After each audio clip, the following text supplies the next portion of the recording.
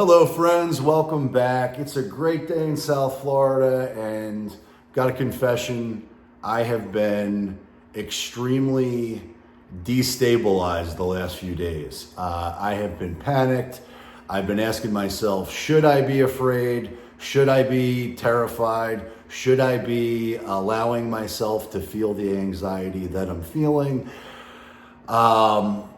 Should I let fear dominate my life? And in any other circumstance, the answer would definitively be no, absolutely not. Push through whatever that limiting belief is, push through that fear, push through that uncomfortability. And I've done that all my life. I firmly believe that the only thing that we have to fear is fear itself. But that's all fun and games, and that's all easy to say to somebody else, or maybe even say to yourself, up until it's about your health.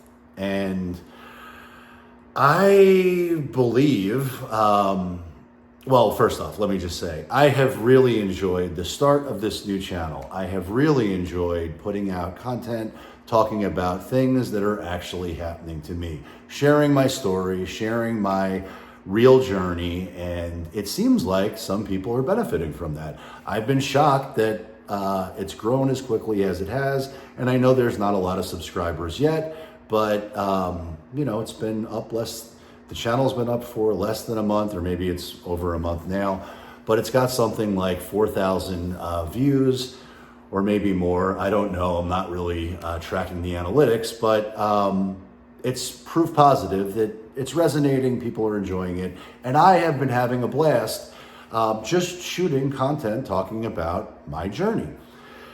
I did not expect to make this video, and to be totally transparent, I thought I would have put out more videos over this past weekend. I certainly intended to, but I got crippled by fear, and I'll share that story.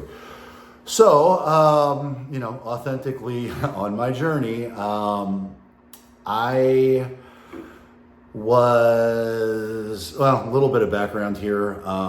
About a month ago, I went for my annual physical at the doctor's, and one of the things they routinely do at your annual physical, or at least at my annual physical, is take your blood pressure. And the blood pressure reading that came in was a little bit high.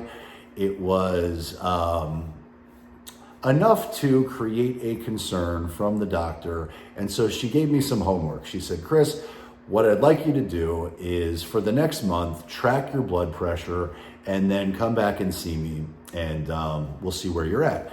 So normally I'm pretty good with following through with what I say I'm going to do, but it was the holiday season, Christmas, New Year's, kids, this, that, and the other thing.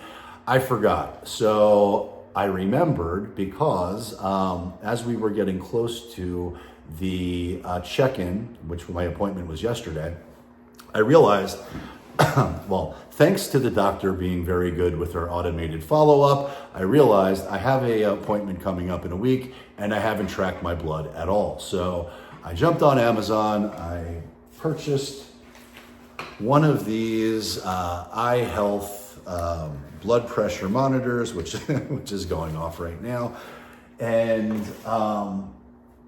I received it last Thursday. Actually, that's not true. I received it last Friday morning. I ordered it earlier in the week, but I actually received it Friday morning. And so I woke up early morning Friday, took my blood pressure, and the blessing was I had the kids with me. We decided to play hooky on Friday. Bad dad. But one of my youngest had a field trip. She really wasn't feeling that field trip. And I wanted to take them to the fair, which I had completely botched a week ago. And so that was our plan. Play hooky on Thursday, I picked them up on Thursday, play hooky on Friday, go to the fair, have the best time.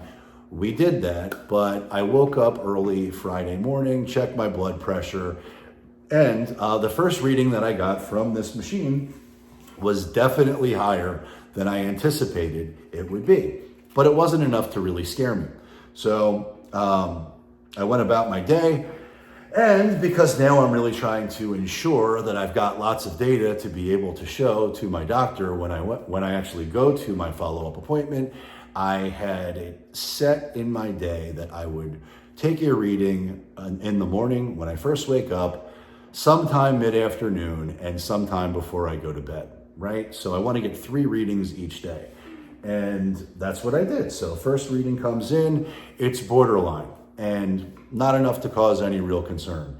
The second that I did, and again, thankfully my kids were with me, so it did not let me spin out of control with anxiety or fear, although maybe it should have.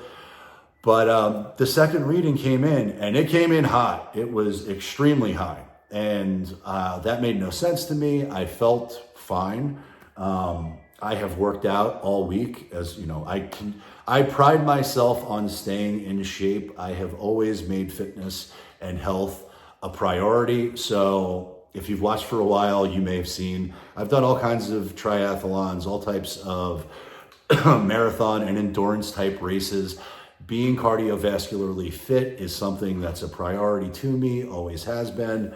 But I felt, at least I thought, I felt the way I normally feel, right? Up until I got this second reading. And the second reading was in the 170s. It was something like 170 over, I don't exactly remember the bottom number. Let's call it 100. 170 over 100. And it's flashing red. Well, that's obviously not good. But I had the kids. I was not about to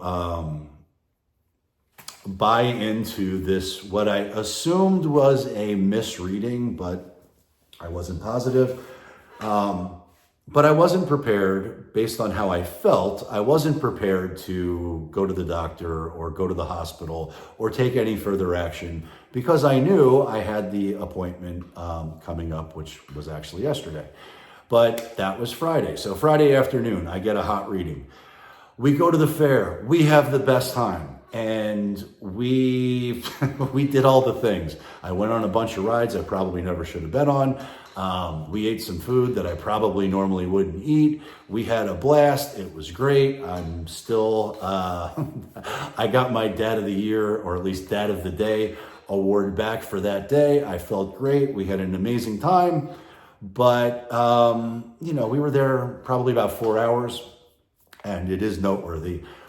At one point, we decided to take a break from the rides. We went and grabbed the kids wanted turkey legs, which I did not want a turkey leg, but they did. So we got them turkey legs, we got them some lemonade, and we sat down in a little area where they had some live music. It was not the main stage, but so there's a bar, there's people drinking, having a good time. It's still relatively early, and there's this cover band that's rocking out while we're there. And as I looked around, it occurred to me, I'm like, oh man, look at all these old people. And then it occurred to me, oh shit, I'm one of these old people. But anyway, so we got this crowd there. They're day drinking. I'm there, not day drinking with my girls. We're having a great time. We're listening to the music. And the band was pretty good. They played some, so it's funny, because in the moment, none of this occurred to me. I'm just listening to them sing, covers of 80s or 90s bands. And at one point, they played something from the Breakfast Club, which was probably early 80s. And it just hit me. I'm like, oh my gosh, like... This is the oldies station. This is the oldies bar. This is the oldies spot. Like I'm old, but whatever. I like to pretend that I'm not old, but the reality of it is, I'm in the back 9 of my life. Anyway, off we go, and we had a good time. But I started to feel a little bit tired. I started to feel a little bit dizzy. I started to feel a little bit not right. And of course, I remembered I had this hot reading. And so even though we had a great time, we were there for 4 hours, I decided to tap out. Let's go home, and I need to check my blood pressure. So That's what I did. I came home, checked my blood pressure, and the blood pressure reading now is the highest that it's been yet. And it's flashing red at me again. And when I Google what that means, it says go to the hospital immediately. And I was not prepared to do that because although I felt a little bit tired and a little bit off, I also knew I had the follow-up appointment, and I just did not believe that the results I was in denial. That's a better way of putting it. I was in denial of what this reading was because I could also make an argument, well, Chris, you just, had a long day. You've been on all kinds of insane rides that you probably should not have been on. And it does make sense that your blood pressure might be a little bit elevated, but there's no way that I have a 200 blood pressure systolically or diastolically or whatever. But it was coming in at something like 195 over like 130. And that just didn't make any sense. I did not think I was having a stroke. I did not think I was having a heart attack. I did not think I was going to die. I felt pretty normal, although I was tired. But it planted a seed of fear in me. It created some uncertainty. It made me start to question how I actually felt. And even though I know I go to the gym regularly and I'm in great cardiovascular shape and I outperform people that I know you're not supposed to do this. I know you're not supposed to do this. But when I go to a group boot camp class, I am always trying to beat everybody in that class. And I am always trying to beat the young guys in the class. I want to outperform the 20-year-olds, the 30-year-olds, the 40-year-olds. I want them to understand that the 48-year-old is the alpha. I am winning and you are losing. And that's just the way I roll. But we're all winning. I don't really mean it that way. It's just the game I play with myself to let myself pretend that I'm younger than I am. But now I got evidence that demonstrates I'm clearly about to have, it broke. I'm clearly about to have a stroke or a cardiac event and I need to take action. Well, I ignored all of that because that's what I do. And that led to Sunday. Well, on Sunday when I woke up, again, took the reading before the kids woke up, found that the reading was now the highest that it's ever been. And what was different about Sunday versus any of the other previous days is that on Sunday, I dropped my kids off over at their mom's. And when I came home to my place, I was by myself. And when I'm with the kids, it was a lot easier to play pretend or deny whatever the results were. But my plan for Sunday was to be very productive after I dropped off the kids. To create some different videos, to create some different things in other businesses like I had intended and time blocked to be very productive. But that's not what happened because instead I came home to an empty place. I sat on the couch. I took my blood pressure. It was the highest that it's been yet. And I did not have the gears to work. Normally, if I have a limiting belief or fear, I push past it or I force myself to work through it. But in this particular instance, I started to doubt that I was healthy. I started to think I might really be in trouble. And even though I could build a case that none of that makes any sense, I still won. I got really anxious. I got really paranoid. I got really anxious. And it occurred to me, oh my gosh, what happens if I have what happens if I fall asleep, I have a cardiac event or a stroke? Well, I don't pick up the kids for another week. It's possible that nobody will find me for a week and then they'll find my rotting corpse. And so it just became this compound fear that kind of ran out of control. And I called my sister, let her know what was going on, not to scare her, but just because I wanted to have somebody aware of what's going on in my life because God forbid something bad happens and these results are real. And then it occurred to me, I believe if I go to, well, one, there were things I could do. I could have went to a med clinic, right? I could have went to an urgent care. I could have done that, got a reading from them, and then been able to reconcile what they have versus what I have, right? I elected not to do that. I didn't want to do that. Why? Because I didn't want to spend the money. As stupid as that sounds now, I just did not want to spend $100 on getting my blood pressure taken from some place where I'm going to have to wait in line. It's going to be a pain in the ass. And I know that sounds ridiculous now, because the truth is, if my kids ever came to me with a reading like I got, I would have immediately rushed them to the hospital. But I did not do that for myself. Instead, I went to Publix. I knew they had a free blood pressure meter, and I got my reading. And the reading came back a little bit higher than what a doctor would like it to be, but certainly not anywhere near as bad as what this was. So I thought to myself, there's a pretty good possibility that there's just a bad reading going on. And I knew I had the appointment coming up, which happened yesterday. And so the deal that I made to myself was, if the reading at Publix was as high, or even in the ballpark as high as what this insane number was, well, then I would have went to the hospital and I would have checked myself in. Thankfully, that's not what happened. So I waited, right? And I would love to tell you that I had the energy or the bandwidth or the want to be productive. I did not. Instead, I sat here and thought about what it would be like for my kids to not have me in their life for the rest of their life.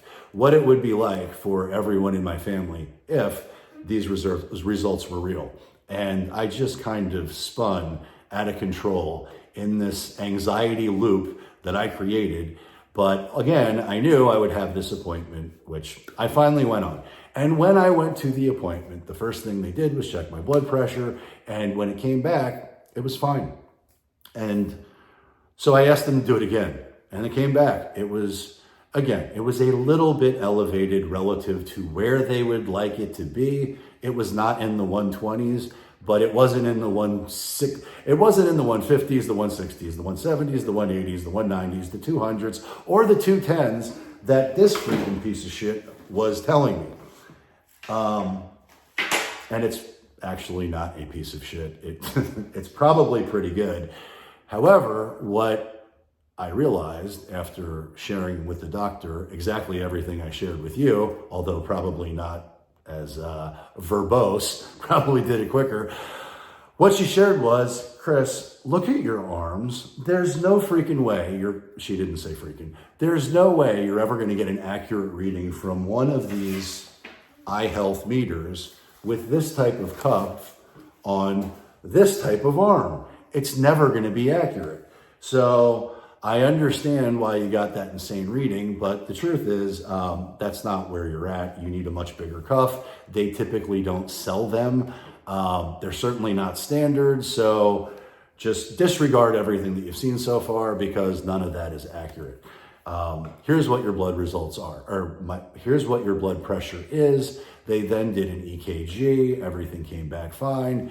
And I left there feeling like I was born again, because I was really stressed out and paranoid and afraid. Paranoid is the wrong word, I keep using it. Maybe it is the right word. Maybe my subconscious is telling me something.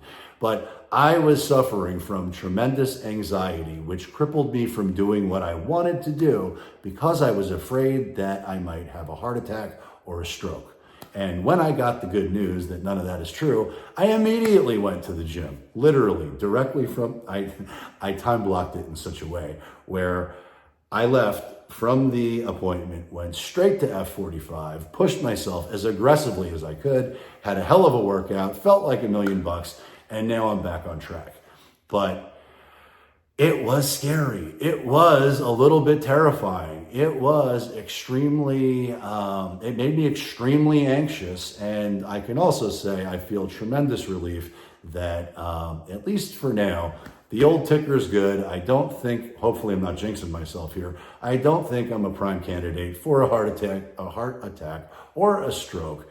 But it's a good reminder to always verify, always ensure that the data is accurate, because I probably could have just looked at that and realized that this arm doesn't fit in there.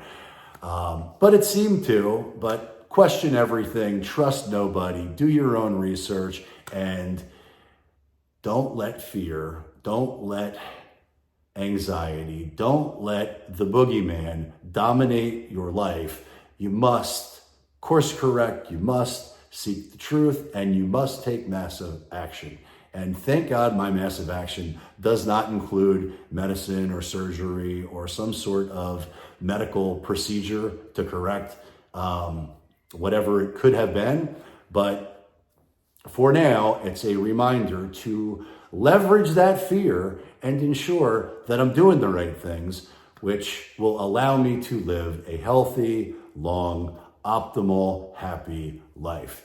And that's my story. I hope you enjoyed it. If nobody's told you today yet, just know I love you. Win the day, win the week, win the year, and I'll catch you on the next video.